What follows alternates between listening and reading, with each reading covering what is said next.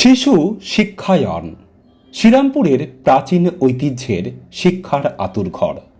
যে শিক্ষালয় থেকে পড়াশোনা করে বহু ছাত্রছাত্রী আজ সমাজের বিভিন্ন স্তরে প্রতিষ্ঠিত, যদিও সেই শিক্ষালয় আজ ধীরে ধীরে পরিণত হচ্ছে ধ্বংসস্তূপে।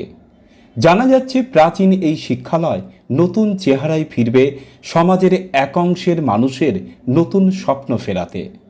যদিও গত 2-3 বছর ধরে প্রাচীন এই শিক্ষালয় আটকাতে পথে নেমেছিলেন বহু মানুষ, কিন্তু না, আটকানো গেল না সেই প্রাচীন শিক্ষালয়।